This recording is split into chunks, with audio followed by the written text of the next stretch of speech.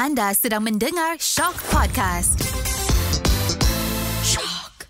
Cintanya emak kepada kita yang menerangkan kita dari gelita rahim kepada cahaya dunia. Dapatkah kita membalasnya?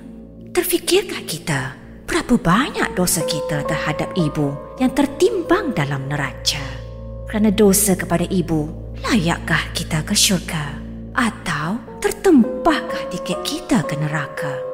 Ini serangkum kisah dosa-dosa anak yang berlingkar-lingkar dalam masyarakat. Semoga ia menjadi cermin kepada kita. Semoga ia juga menjadi asbab Ramadan kita tahun ini lebih baik dan sempurna. Segalanya hanya di hikmah. Dendam kesumat. Assalamualaikum. Namaku Ashikin. Ashikin binti Aminuddin. Isteri kepada seorang lelaki yang sangat baik, yang sangat penyayang. Ya, lelaki sederhana kacak, tinggi sasa, berkulit sawo matang. Amat Baktia namanya. Telah 36 bulan aku berpeluang mengecap pahit manis alam berumah tangga, dan baru setahun aku dikurniakan seorang bayi perempuan yang comel bernama Siti Sarah. Dan hari ini, aku telah memilih tudung terakhirku di dunia. Pesananku kepada suami, pastikanlah itu tudung yang akan aku pakai selepas aku menghembuskan nafasku yang terakhir di dunia. Beberapa minggu dari sekarang. Ya, sebelum aku diusung masuk ke bilik mayat, sebelum jenazahku dimandikan dan dikafankan. Tudung itu bukan tudung mahal berharga ratusan ringgit. Tudung itu bukan juga jenama popular yang diperaga di rak kaca jernih di dalam butik eksklusif. Tudung itu juga bukan tudung sutera tenunan dewangga yang menyihir pandangan manusia kerana kecantikannya. Tudung itu hanyalah tudung bawal murah milik emak berwarna hitam legam. Ia tak bersulam. Ia tiada permata manikam. Jauh sekali digemerlap kilauan Swarovski atau berhias batu nilam. Tetapi indahnya tudung bawal hitam itu kerana ia pemberian terakhir emak yang paling ikhlas. Tudung itu dihadiahkan kepadaku semasa emak masih sihat, sebelum emak rebah dan demam teruk kerana disahkan positif COVID-19. Ya, tudung itu dihadiahkan kepadaku sebelum emak disahkan dijangkiti wabak COVID-19 dan dimasukkan ke hospital, lalu ditidurkan. Sebelum emak dibawa ke hospital, emak sempat menelefoniku. Kata emak, dia mengampunkan segala dosa-dosaku dan merestui kehidupanku selama ini di dunia dan di akhirat.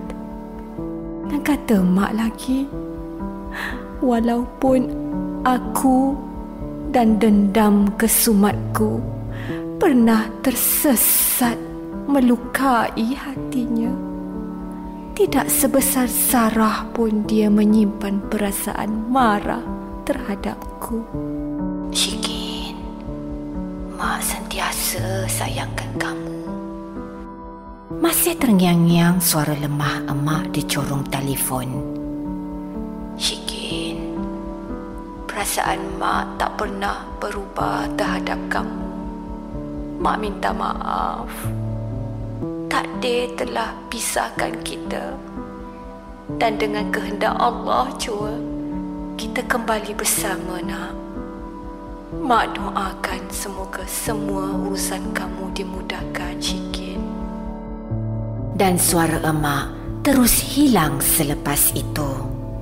Yang kedengaran hanyalah siren ambulans yang nyaring membelah hening malam. Dulu, semasa kecil, setiap kali mengayuh basikal pulang dari sekolah, aku mesti melalui rumah papan warna kuning cair tu. Jendela kayunya dicat warna coklat tembakau. Langsirnya, kain belacu warna putih yang sudah lasam dan kepam. Setiap kali aku mengayuh basikal di hadapan rumah itu, bunyi basikalku yang berkeriut seolah-olah memanggil wanita itu menerpa ke pintu. Ya, seperti biasa, wanita berwajah lembut bersanggul limau manis itu pasti akan melambai ke arahku, menggamitku dari pintu rumahnya yang buruk itu, lalu berkata, Syikin, Mak ada masak ikan singgang ni. Katanya dengan wajah bercahaya. Marilah singgah Syikin, makan tengah hari kat sini. Mak dah tanya Mak Long kata tak apa, Syikin boleh makan kat sini. Tambahnya lagi, sekonyong-konyong aku menekan brek basikal, lantas berhenti betul-betul di hadapan pintunya. Kita tak suka makan ikan singgang. Aku sengaja berteriak kuat dengan satu celingan panjang sampaikan mahu terjuling biji mataku. Dengan bibir terjuih, aku meneruskan kayuhan basikal menuju ke rumah. Bencilah. Kalian tahu siapa wanita tu? Dia adalah ibu kandungku. Asmah namanya.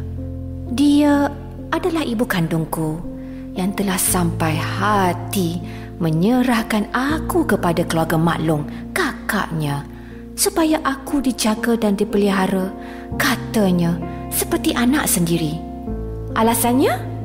Konon-konon lah, dia tak mampu menjaga aku. Konon-konon lah. Semua ini terjadi selepas dia melahirkan anak ketiga. Dan dalam masa yang sama, ayah pula meninggal dunia selepas motornya ditabrak lori pasir di Simpang Kuala. Konon-konon lah. Konon-konon. Tak mampulah, tak cukup duit lah, tak cukup belanja lah. Masalahnya, mampu pula dia nak beri makan pakai kepada 2 orang adik lelaki aku tu.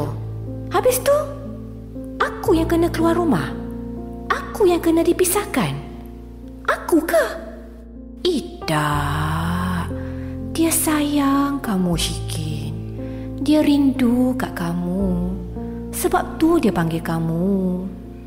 Pujuk Mak Long. Setiap kali aku mengadu kepadanya, yang Mak Asmah tiap-tiap hari kikih mengajak aku makan tengah hari di rumahnya. Nak menyampahlah aku tengok muka dia. Asyik-asyik dia je yang tercegat di pintu rumah tiap-tiap kali aku balik dari sekolah. Macam dah tak ada muka orang lain. Kalau Mak Asmah sayang kita, kenapa Mak buang kita? Aku memang tak puas hati. Ternyata pemikiran budak berumur 8 tahun memang mudah dikuasai perasaan, bukannya pertimbangan. Astaghfirullahalazim. Siapa kata dibuang kamu, Syikin? Mak Long terkejut, mengurut dada. Dia tu kan mak kandung kamu, Syikin. Sedangkan binatang pun sayangkan anaknya. Ini kan pula manusia. Ya Allah, mak kamu serahkan kamu pada Mak Long sebab dia mahu kamu dapat kehidupan yang lebih baik, Syikin. Dia mahu kamu dapat pendidikan terbaik. Dia nak kamu bahagia. Dah takdirnya mak kamu tu tak berkemampuan. Nak buat macam mana? Dia minta Mak Long bela kamu macam anak sendiri. Lagipun, Mak Long pun dah janji. Mak Long tak akan putuskan pertalian darah kamu dengan dia, dengan adik-adik kamu pun. Ujar Mak Long panjang lebar, lantas memelukku, mengusap-ngusap rambutku dengan penuh kasih sayang. Hatiku tersentuh. Alangkah indah dan damainya di dekat wanita yang dipanggil ibu. Tapi Mak Asma sisihkan aku. Mak Asma tergamak buang aku. Maka begitulah kehidupanku untuk tahun-tahun berikutnya. Dendamku yang sebesar busut lama-lama mengingsut menjadi sebesar bukit. Tahun demi tahun terus berlalu. Daripada seorang budak naif berumur 8 tahun, aku melalui pula fasa remaja. Sangkaku dan sangka maklumku juga, barangkali perasaan marah itu akan kendur, lalu luntur di baur waktu yang berlalu. Kami tersilap. Dendamku yang pejal sekeras bukit rupa-rupanya kian membusung, segagah setinggi gunung. Tahun demi tahun, setiap kali datangnya Aidilfitri, maklum akan memintaku pergi beraya ke rumah Mak Asma untuk bersalaman, meminta ampun dan maaf. Okey. Ya, aku pergilah. Aku pergi. Aku buat sebagaimana yang maklum suruh. Malaslah nak bersoal jawab dengan maklum. Aku tak kuasa nak tengok maklum sugul-sugul di pagi raya. Lalu, setiap tahun, aku pasti akan mengulang babak drama yang sama. Mengulang skrip kaku yang sama. Ya, supaya maklum puas hati dan tak berletih lagi. Tapi anehnya, tiap kali Mak Asma memeluk dan mengusap dahiku selepas aku mencium tangannya di pagi Syawal itu, aku dapat rasakan satu perasaan yang tidak dapat aku huraikan menyelinap masuk dari jari jemari kami yang bersentuh, bergetar, bergelulur ke segenap nadiku, lalu terus menuju tepat ke jantungku, membuat hatiku berdebar-debar. Namun debaran itu surut, lalu membawa ketenangan yang tidak pernah aku alami selama ini, yang tidak dapat aku ucapkan. Ya Allah, ya Tuhanku, perasaan apakah yang kau jentikkan ke lubuk hatiku ini?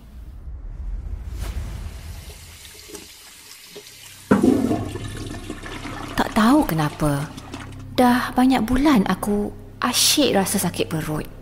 Lepas tu, selalu jugalah buang air besar berdarah. Kadang-kadang, banyak sangat darah yang tumpah waktu buang air besar tu, sampai aku boleh jadi demam. Kadang-kadang batuk terlampau kuat sampai keluar darah.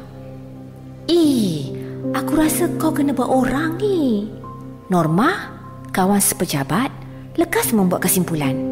Baik kau pergi cari bomoh ke, tukang ubat ke, ustaz ke. Kau dengar tak ni Syikin? Norma bersuara lagi sambil mengusap-ngusap belakang badanku sewaktu aku terbongkok-bongkok di singki pejabat, meludahkan tumpukan darah selepas batuk beberapa kali. Bomoh? Dah tentulah aku tak percaya dengan kata-kata Normah tu. Dan aku pun meneruskan kehidupan seperti biasa. Sebenarnya taklah macam biasa, taklah berapa normal.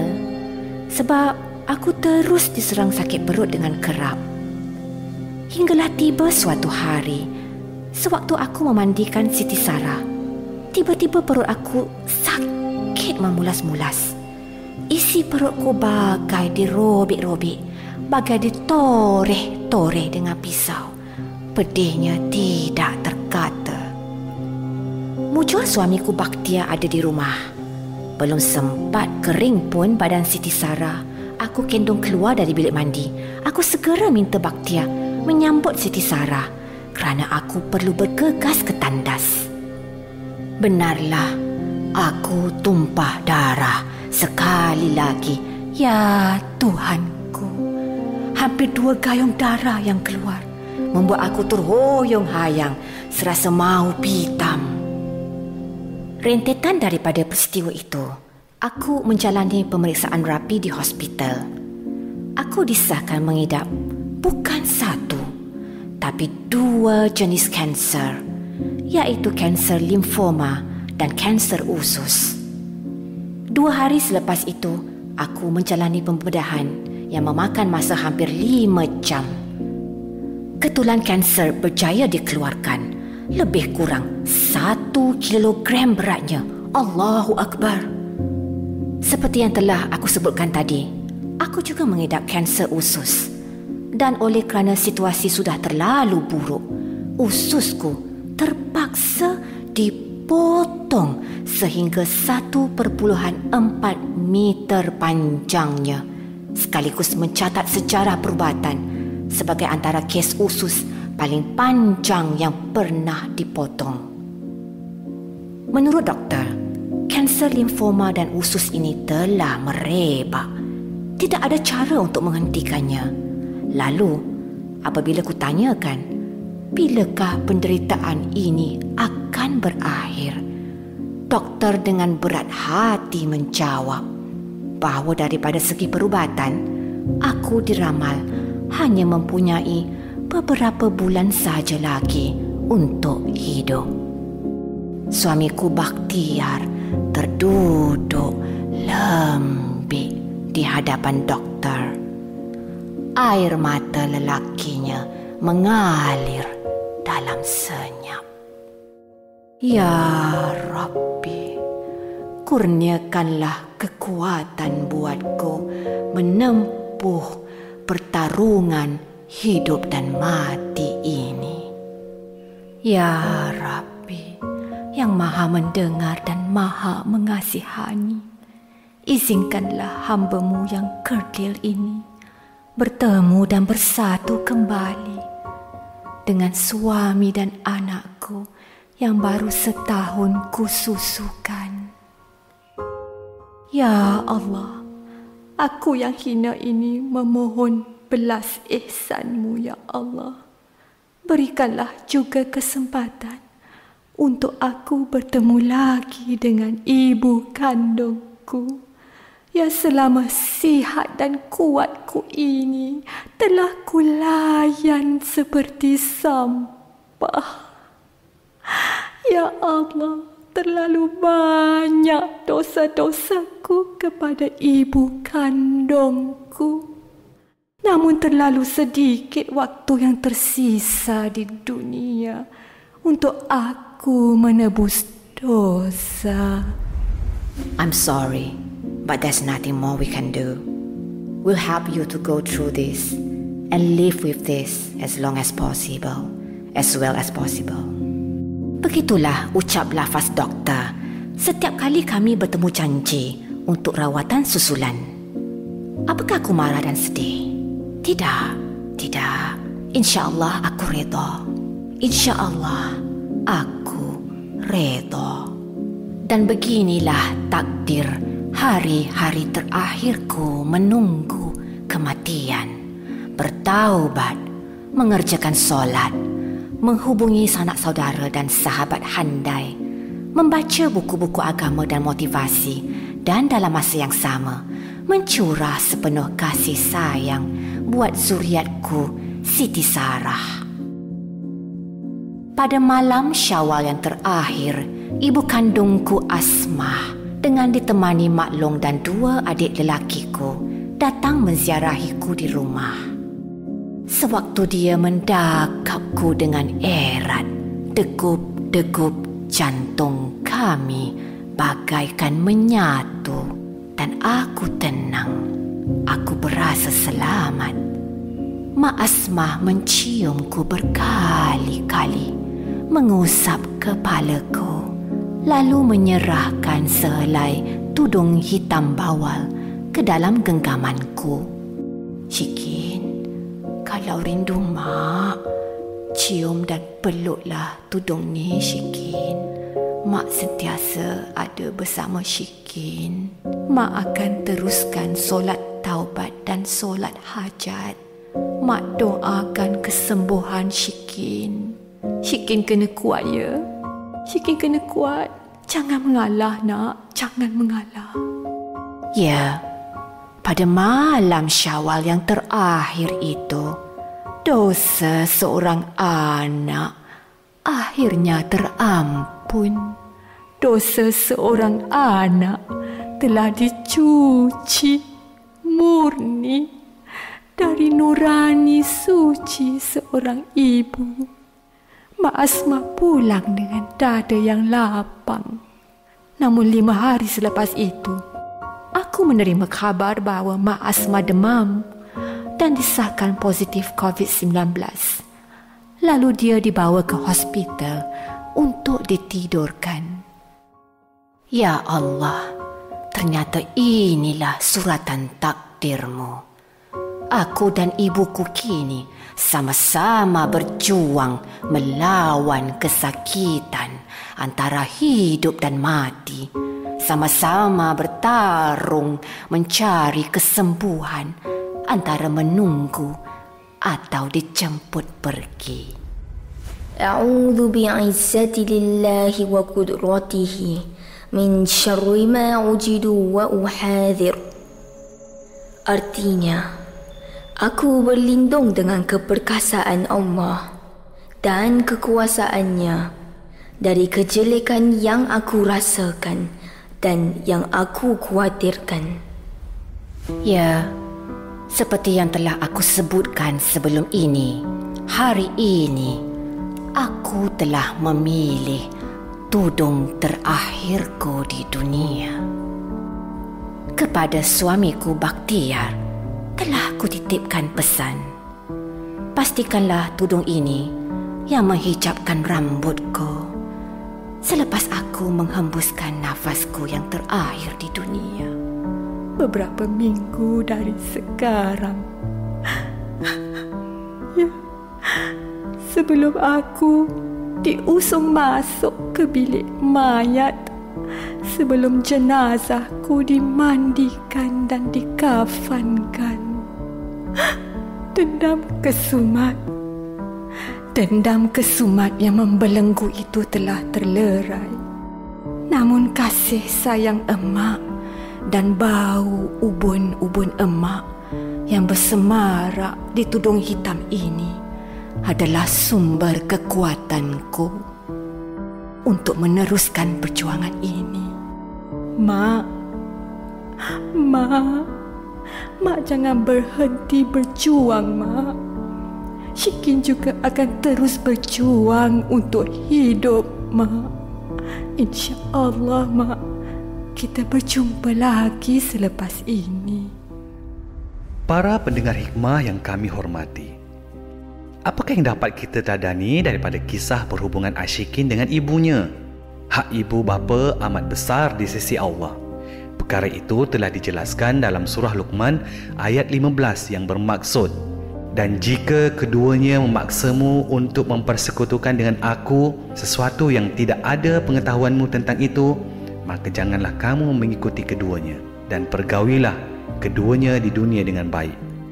Menerusi surah ini, Allah Subhanahu Wa Taala memberikan satu jawapan, menyuruh kita menjaga akhlak terhadap ibu bapa sepanjang masa. Para pendengar hikmah yang kami raikan, lihatlah, inilah ketinggian darjat dan kedudukan ibu bapa di sisi Allah Subhanahu Wa Taala. Lalu sebagai seorang anak, ke mana hendak kita bawa perasaan selumbar sakit hati atau menuntut hak merajuk itu sehingga kita sanggup memutuskan silaturahim seperti Ashikin? Seandainya dendam kesumat Ashikin itu yang bergelora dalam dada kita, maka ketahuilah ia adalah tanda awal permulaan kehancuran, kejatuhan diri kita di dunia.